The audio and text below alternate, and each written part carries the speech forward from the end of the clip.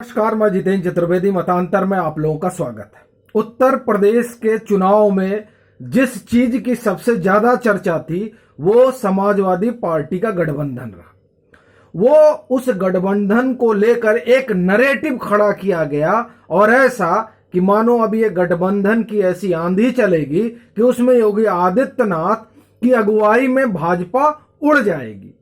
बहरहाल वो उसके भीतर क्या चल रहा है उस पर बात करने से पहले हम लोग दो और गठबंधन की बात कर लें जो समाजवादी पार्टी ने किया था। एक 2017 में कांग्रेस और सपा, वह भी तब जब मुलायम सिंह यादव इस तरह के गठबंधन के पक्ष में नहीं थे। दूसरा 2019 में होता है और वो गठबंधन भी ऐसी परिस्थितियों में बनता है कि उस गठबंधन पर बाद में मैं ये कहूं कि सपा प्रमुख ने मोहर लगाई, बसपा और सपा। और ये जो गठबंधन हुआ, इस गठबंधन में भी एक बात देखने में आई, वो ये कि ये गठबंधन नेताओं के बीच हुआ, जमीन पर नहीं हो पाया। और जब 2022 की हम बात करते हैं तो यहां भी कुछ वैसा ही नजर आता है। जब लोग ये कह रहे थे कि नहीं 2019 में एक अलग तरह का गठबंधन था, लेकिन 2022 का गठबंधन एकदम अलग तरीके का है और ये गठबंधन नेताओं के बीच ही नहीं जमीन पर भी हो गया है। लेकिन आप देखिए, जो लोग चर्बी निकाल रहे थे अब उनकी चर्बी कहां गई? ये बहुत सोचने वाली बात है। क्योंकि जब योगी आदित्यनाथ ने कहा कि 10 मार्च के बाद सबकी गर्मी निकल जाएगी, और वो किस संदर्भ में था ये जनता ने समझा, लेकिन जिस दूसरे संदर्भ में उसे समझाने की कोशिश, जो चर्बी निकालने की बात कर रहे थे, वो लोग उसमें विफल रहे। क्योंकि जनता ने समझा कि चर्बी निकालने वाले कुछ दूसरी बात कर रहे हैं और उसको घुमा दे रहे हैं। बड़ी बात यह है। तो वो गठबंधन भी ये समझ में आया कि जमीन पर लोग नहीं जुड़े, फिर चाहे वो जयंत से रहा हो, चाहे महान दल से रहा हो, चाहे स्वामी प्रसाद मौर्य, धर्म सिंह सैनी, इन तमाम लोगों के आने से रहा हो। ये हम पहले महान दल से शुरू करते हैं, क्योंकि जो ये गठबंधन है उस गठबंधन में कुछ खटपट है और वो खटपट महान दल से शुरू होती है। महान दल का जो बयान है, फिर हम लोग ओम प्रकाश राजभर पर भी बात करेंगे और बात स्वामी प्रसाद मौर्य पर करेंगे, क्योंकि उन पर बात करना बड़ा जरूरी है। वह इसलिए क्योंकि जो अखिलेश यादव करने जा रहे हैं असल में वो बड़ा महत्वपूर्ण है, न सिर्फ सपा के लिहाज से बल्कि भाजपा के भी लिहाज से उस पर नजर रखनी होगी। और ये नजर इसलिए जरूरी है उस पर रखना क्योंकि ये भविष्य की राजनीति तय करेगा।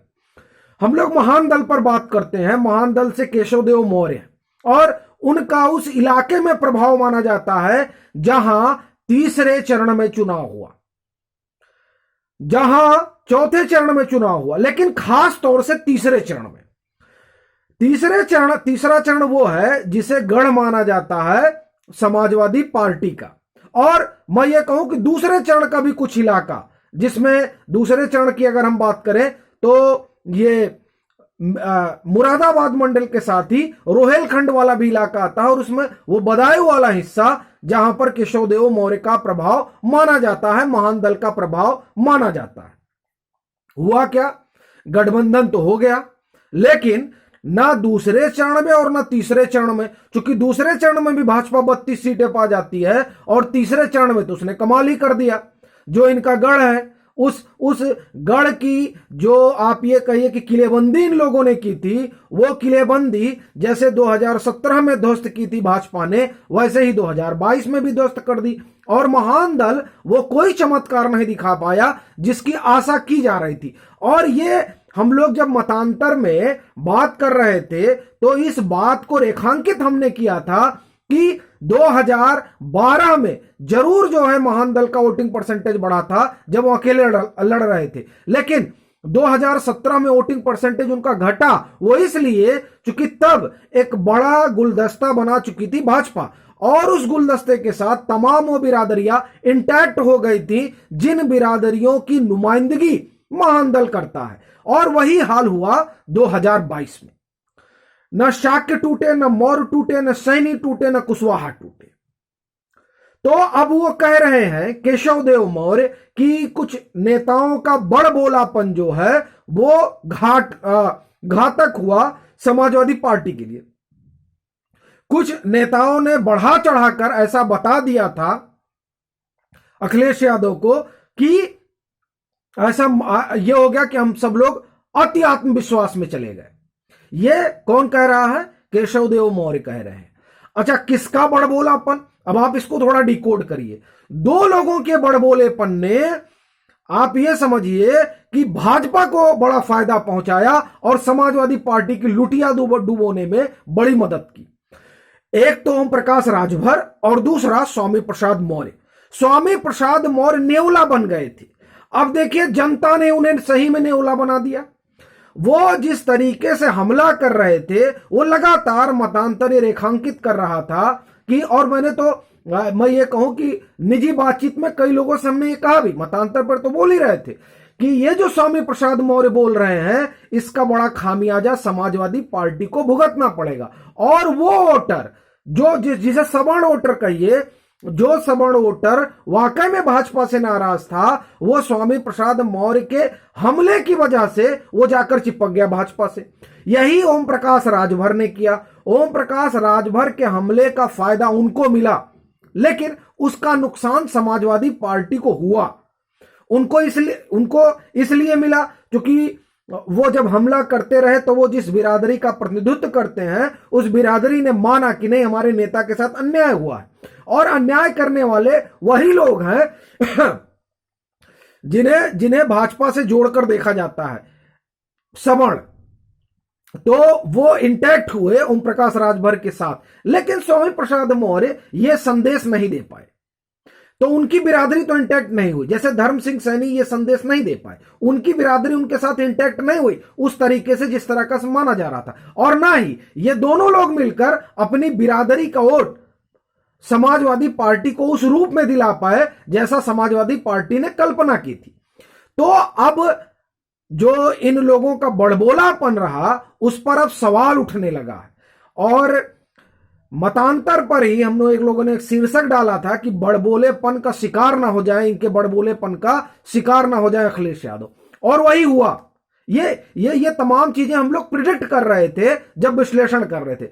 अब देखिए, अब इस तरह की बातें महान दल से उठने लगी हैं। शिवपाल यादव भी यही बात कह रहे हैं कि हमको अपने संगठन को देखना चाहिए, क्योंकि जब आप चुनाव हारते हैं तो कमी संगठन की होती है।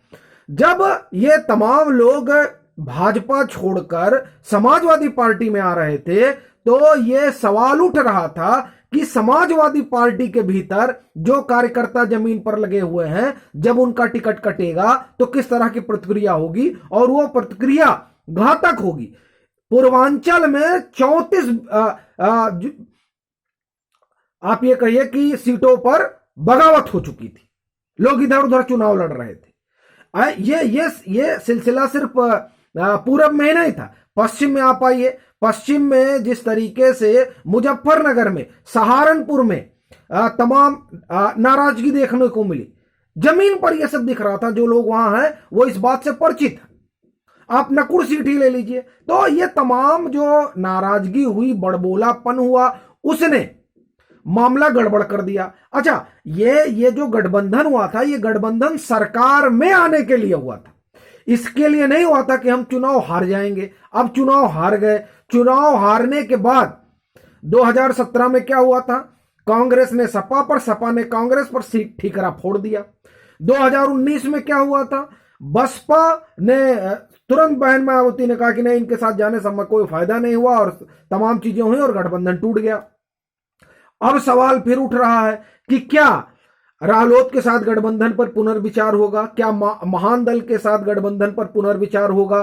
क्या ओम प्रकाश राजभर के साथ गठबंधन पर पुनर्विचार होगा? या फिर उन लोगों की बातों पर पुनर्विचार होगा जिनकी बातों की वजह से समाजवादी पार्टी में को नुकसान हुआ? वो जहां नहीं पहुंचना, मतलब जो उनका गोल था वहां तक नहीं पहुंच पाए। लेकिन इसका एक पक्ष ये भी है कि समाजवादी पार्टी अपने इतिहास के सबसे बड़े गेनर में आई है। भले से उसको सीटें कम मिली, लेकिन वोटिंग परसेंटेज जो बढ़ा है वो अभूतपूर्व है। इतना वोटिंग परसेंटेज तो सरकार जब वो बनाते थे तब भी नहीं आता था। 30% में यहां सरकारें बढ़ती थी। बेंचमार्क तो भाजपा ने सेट कर दिया कि 30 पर नहीं, अब 40 आना पड़ेगा। तो 30% से ज्यादा कभी यहां पर समाजवादी पार्टी पाई ही नहीं थी। उस लिहाज से तो अखिलेश यादव ने एक बड़ा बेंचमार्क लेकर गए। लेकिन क्या वो बेंचमार्क सिर्फ दिखाने का है, या वो इसलिए तैयार किया गया था ताकि सरकार बनाई जाए? सरकार नहीं बनी तो महान दल और शिवपाल यादव तो बताने लगे कि साहब गलतियां कहां कहां हुई। अब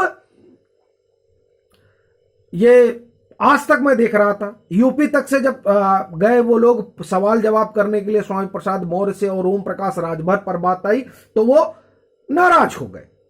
अब मजेदार बात यह है कि ओम प्रकाश राजभर को लेकर क्या जिस तरह से भाई ये कहूं कि नाम तो नहीं ले रहे हैं महान दल के लोग, लेकिन वो कह रहे हैं बड़बोलापन। बड़बोले यहां दो ही नेता थे। तो एक तो यह है कि क्या अब ये जो आरोप प्रत्यारोप हार के हो रहे हैं उसको लेकर इस गठबंधन के भीतर कुछ उठापटक होने की संभावना है, एक बात ये। दूसरा, ये जो चर्चा चल रही है कि करहल सीट वाली, कि करहल सीट छोड़ेंगे और अखिलेश यादव और स्वामी प्रसाद मौर्य को वहां से चुनाव लड़ाएंगे। देखिए, इसके बड़े मायने हैं। एक पक्ष तो यह ही है कि अखिलेश यादव के इस तरह जाने से बड़ा गलत असर पड़ेगा पार्टी पर भी, और एक अलग तरह का संदेश जाएगा कि साहब तो उन्होंने छोड़ देते हैं और सोचते हैं कि दिल्ली से ही बैठ के पॉलिटिक्स हो जाएगी। लेकिन इसका एक पक्ष और भी है, और वो पक्ष जो है वो इस पक्ष से कहीं बड़ा हो जाता है। समाजवादी पार्टी ये जानती है कि उसका जो बेस है वो बेस यादव और मुस्लिम से अब बाहर लेके जाना है, तभी चुनाव जीत सकते हैं। यादव और मुस्लिम से बाहर ले जाने का मतलब ये हुआ कि अब 30 से आगे जाना है तो स्वामी प्रसाद मौर्य जैसे नेता हैं जो अपनी बिरादरी के, उनको एक बड़ा फलक देना पड़ेगा अपनी पार्टी के भीतर, ताकि उनकी वो बिरादरी आकर समाजवादी पार्टी से जुड़े। और ऐसी स्थिति में यह चर्चा है कि करहल छोड़कर वहां से वो स्वामी प्रसाद मौर्य को लड़ाएंगे। वहां से अगर स्वामी प्रसाद मौर्य लड़ते हैं तो एक तो यह हुआ कि अखिलेश यादव ने इनके लिए अपनी सीट छोड़ दी, एक संदेश ये देने की कोशिश है। दूसरा, वो जो इलाका है उस इलाके में शाक्य, सैनी, मौर्य, इनका अच्छा खासा जो है मौजूदगी है, और उस मौजूदगी को साधने के लिए स्वामी प्रसाद मौर्य को वहां से लड़ाए जाने की चर्चा चल रही है। अगर ऐसी चर्चा है तो उसके पीछे का कारण यही है कि वहां का जो शाक्य, सैनी, मौर्य, कुशवाहा का जो एक कॉम्बिनेशन है उसको समाजवादी पार्टी से जोड़ा जाए। क्योंकि तीसरे चरण में आप बुंदेलखंड तक चले जाइए, यहां है, फिर पश्चिम में भी सैनियों की बड़ी आबादी है, और स्वामी प्रसाद मौर्य को माना जाता है कि वो एक समय में बड़े नेता हुआ करते थे। लेकिन केशव प्रसाद मौर्य के उभार ने उस बात को कम कर दिया उनके पक्ष में। तो क्या समाजवादी पार्टी एक कवायद कर रही है, क्योंकि इधर केशव प्रसाद मौर्य भी हारे हैं और उधर स्वामी प्रसाद मौर्य भी चुनाव हारे हैं। केशव प्रसाद मौर्य को लेकर भाजपा क्या निर्णय लेती है, ये अभी इस पर चर्चा चल रही है, वहां मंथन चल रहा होगा। और ऐसा जान पड़ता है कि अब इन दोनों के बीच समाजवादी पार्टी ये सोच रही है कि हम इसमें आगे निकलकर और स्वामी प्रसाद मौर्य को फिर से स्थापित कर दिया जाए, ताकि वो जो 6 से 7%, 8% वोट है उसको समाजवादी पार्टी की तरफ शिफ्ट कराया जा सके। ये जो कवायद है ये बड़ी कवायद है, और ये कवायद आज ही के चुनाव, आज का जो परिणाम हुआ 2022 का, उससे आगे जाकर 24 और 27 को साधने की तैयारी के रूप में देखा जाना चाहिए। लेकिन ये तमाम चीजें तो चल रही हैं, पर जो ये गठबंधन के बीच खटपट है वो खटपट के आकार लेगी, ये भी देखना बड़ा दिलचस्प होगा। अभी के लिए फिलहाल इतना ही। अगर आप मतांतर से नहीं जुड़े हैं तो जुड़िए, वीडियो को लाइक कीजिए, शेयर कीजिए और अपने सुझाव जरूर साझा कीजिए।